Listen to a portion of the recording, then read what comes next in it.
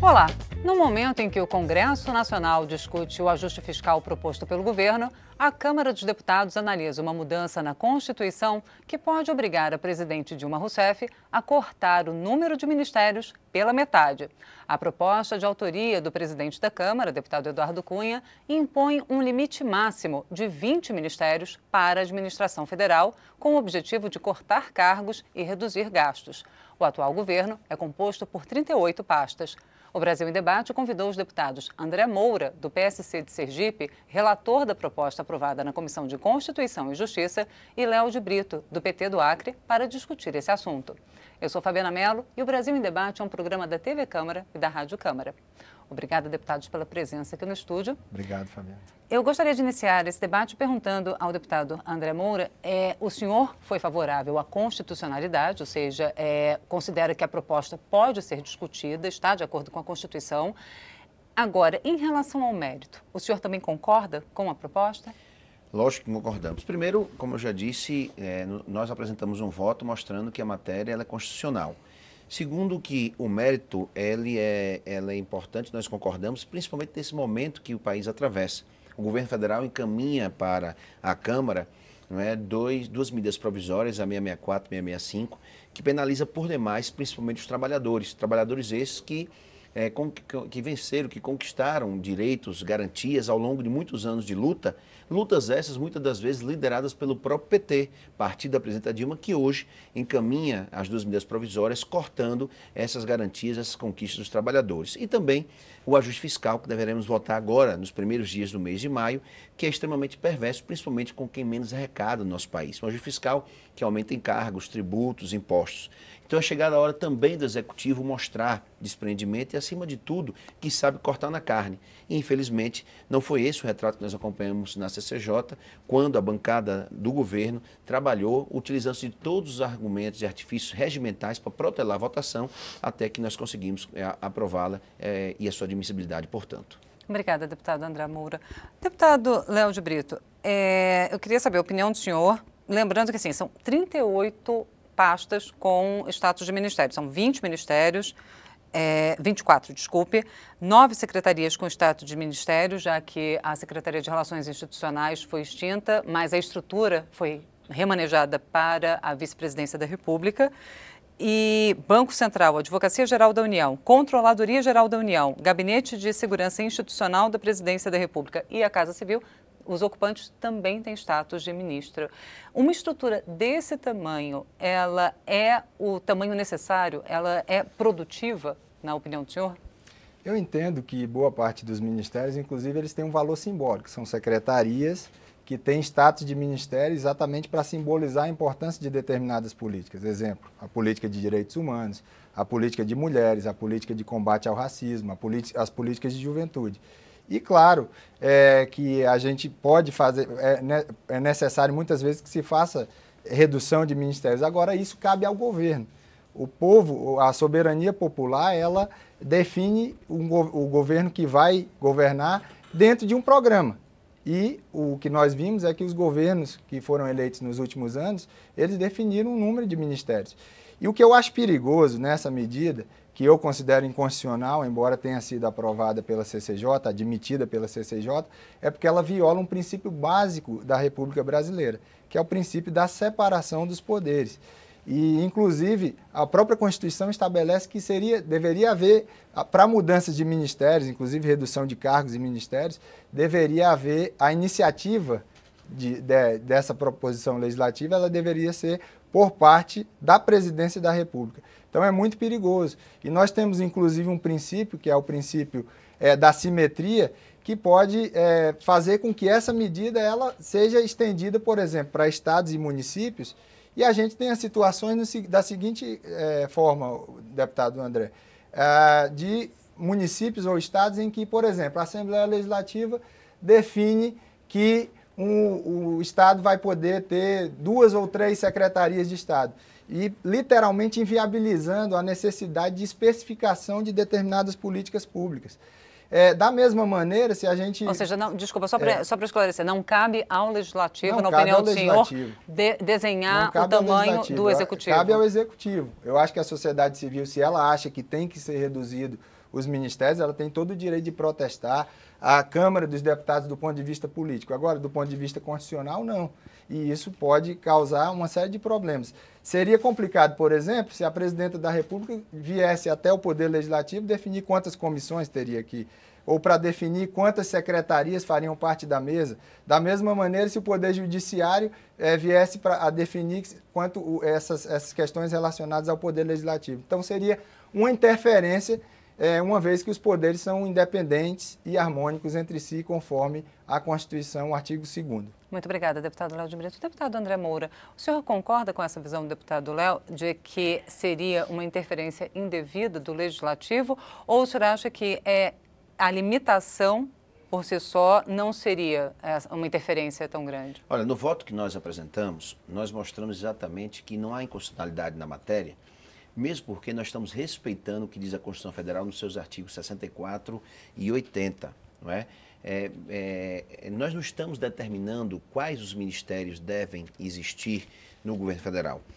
A proposta ela limita em até 20 ministérios, portanto não é cláusula pétrea, muito pelo contrário. E se assim fosse, se a linha de raciocínio fosse essa, então a lei, por exemplo, de responsabilidade fiscal, ela seria inconstitucional, mesmo porque ela limita, por exemplo, o gasto com folha pessoal em até 54% como limite prudencial. É uma interferência em estados e municípios. A mesma lei... É um teto para gastos. É um teto para gasto. A mesma Mas lei... não dizem quais são os gastos que têm que ser cortados, quais são os cargos que têm que ser cortados. Exatamente. A mesma lei, a LRF, ela determina o investimento mínimo na educação de 25% para estados, municípios e também para a União. Ela limita um investimento mínimo, não é, de 15% de investimento na saúde para municípios e 12% para estados.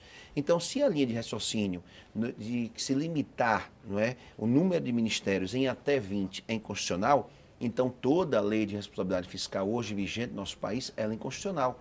Nós não estamos determinando quais os ministérios, e mesmo porque nós entendemos que um governo como o nosso, podendo ter até 20 ministérios, eles podendo ser fundidos ou extintos, mas a sua finalidade pode perfeitamente ser transferido para outros ministérios sem atrapalhar a administração. Então não é interferência de poderes, logicamente está se respeitando, não é, a independência e a harmonia desses poderes. Obrigada, deputado André Moura. Deputado Léo de Brito, o que o senhor me diz desse argumento, dessa comparação com a lei de responsabilidade fiscal? Primeiro que o Congresso Nacional ele tem competências relacionadas a finanças e orçamento.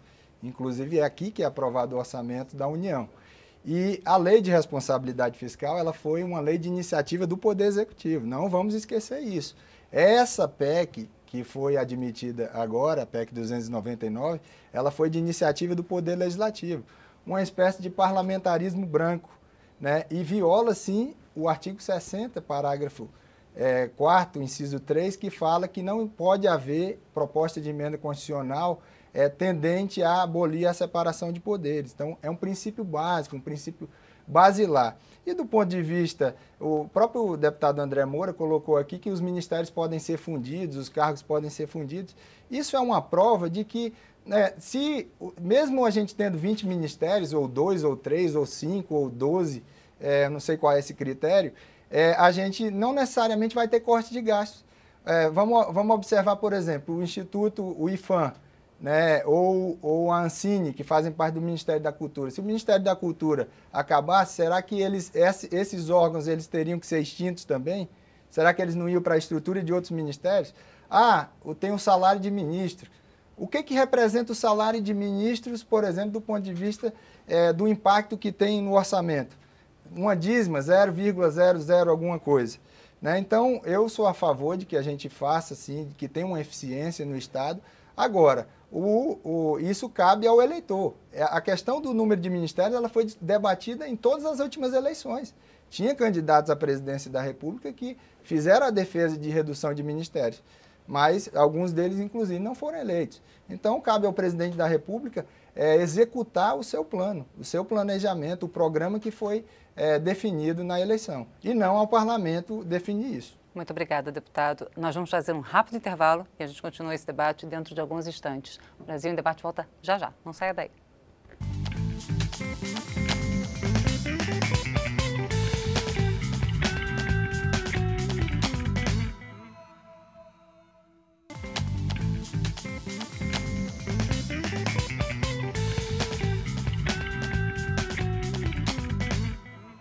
Voltamos a apresentar o Brasil em Debate. Eu sou Fabiana Mello e converso hoje sobre a proposta que pretende reduzir o número de ministérios. Nossos convidados são os deputados André Moura, do PSC de Sergipe, e Léo de Brito, do PT do Acre.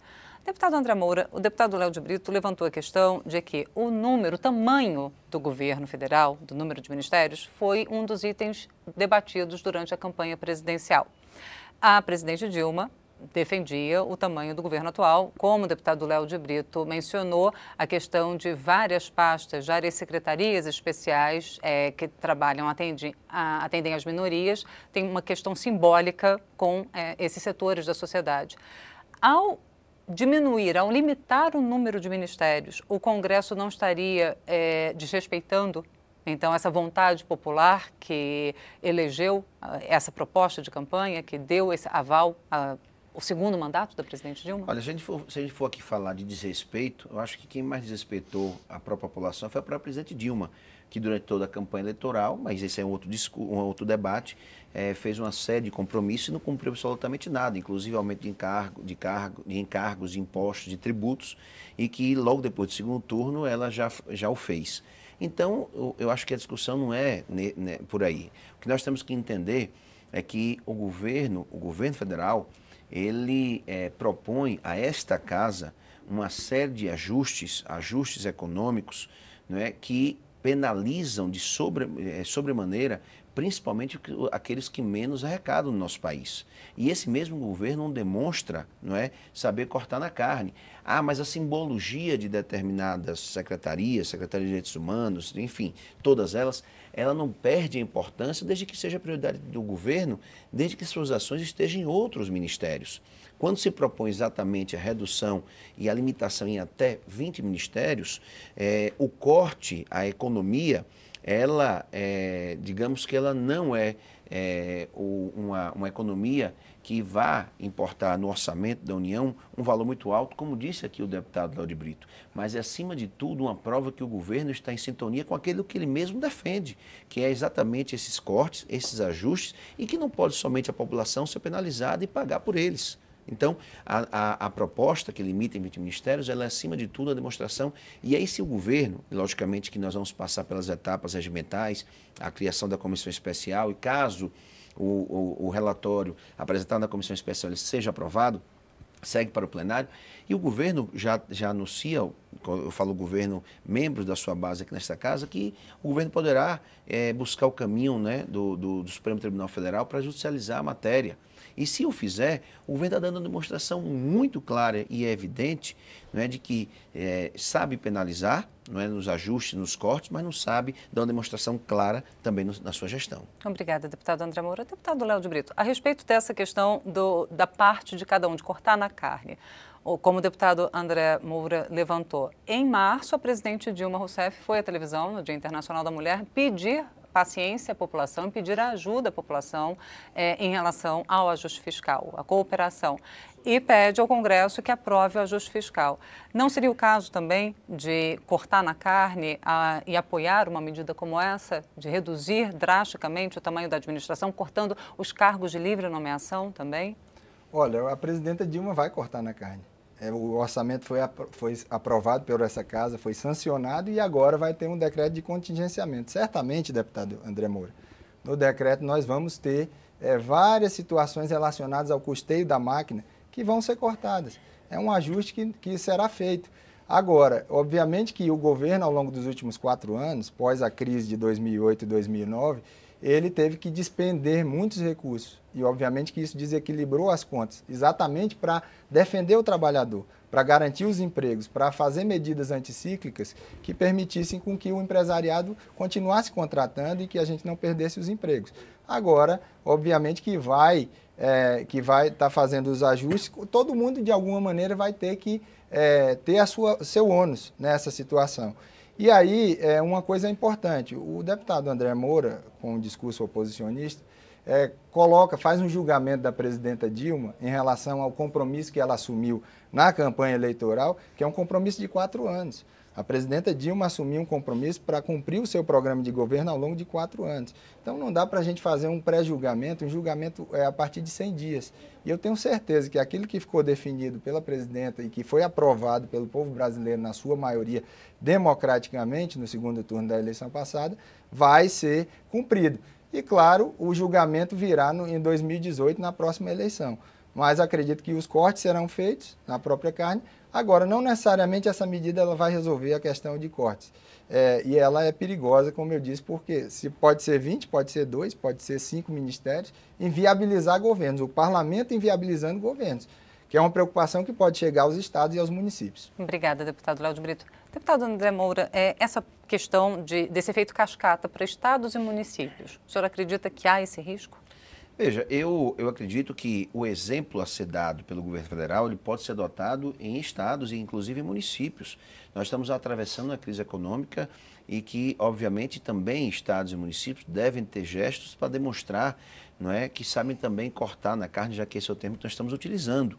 Quando aqui nós afirmamos, né, e aí o deputado Léo de Brito colocou que a presidente Dilma tem 4 anos para poder cumprir aquilo que ela assumiu de compromisso durante o processo eleitoral, mas o que nós afirmamos aqui foi de que a presidente ela assumiu o compromisso de que não ia aumentar impostos, encargos, tributos, enfim, energia, combustível, e o fez logo nos 30 primeiros dias após as eleições do segundo turno. Agora, obviamente que tudo isso faz com que o país atravesse uma crise econômica a maior dos últimos anos e que, naturalmente, também é necessário que estados e municípios dêem a sua parcela de contribuição e colaboração para o enfrentamento dessa crise. Obrigada, deputado André Moura. Deputado Léo de Brito, em relação, então, a essa questão do custeio, o senhor falou do contingenciamento, de que o custeio da máquina deve ser afetado. Agora, gastos com o custeio são uma coisa, investimentos outra e cargos uma terceira. O que o senhor acredita que deve ser reduzido e que deve ser contingenciado? Porque o que a proposta coloca é um enxugamento do tamanho da máquina, né? Que é uma coisa mais... De ministérios, não necessariamente de Não, cargos. sim, mas ao redimensionar o tamanho dos ministérios, da esplanada, eu acredito que uma das consequências, consequentemente, há um redimensionamento do tamanho de cargos, de toda a estrutura, e que acredito que seja isso que o deputado André Moura sinalizou que poderia ser replicado em estados e municípios. Só para contribuir, quando a proposta ela foi relatada por mim, logicamente que é uma questão que é óbvia. Quando se reduz e limita em até 20 ministérios, significa dizer que é manter os cargos comissionados e só acabar o cargo de ministro. Não, naturalmente, é a sua estrutura.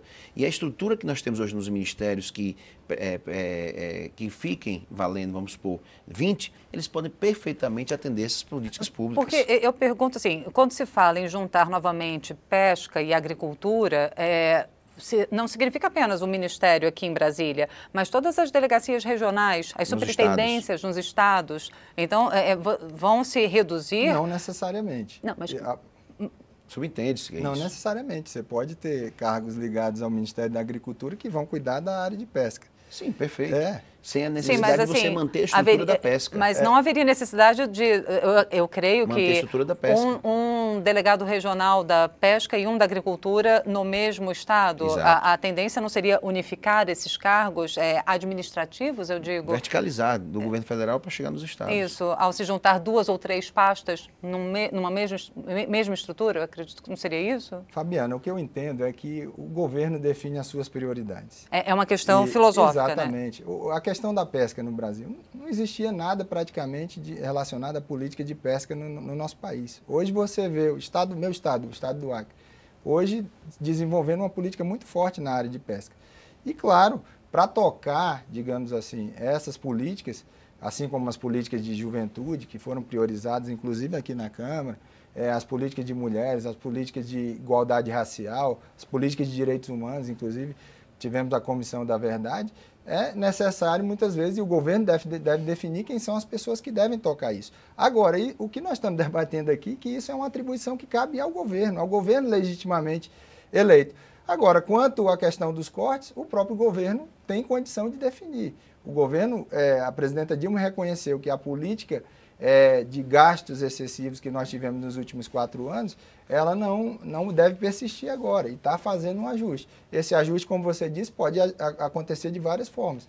E a presidenta Dilma está atuando no sentido de contingenciar despesas de custeio nesse momento e, obviamente, fazendo medidas, inclusive, para reparar algumas distorções que nós temos relacionadas, por exemplo, à questão do seguro defeso, relacionados ao seguro-desemprego, que nós temos aí várias fraudes que ocorrem relacionadas às regras que nós temos, que o Congresso, inclusive, está aperfeiçoando as MPs que foram encaminhadas ao Congresso Nacional. Mas o que eu estou defendendo aqui está na Constituição, não estou defendendo aqui com base em uma opinião política.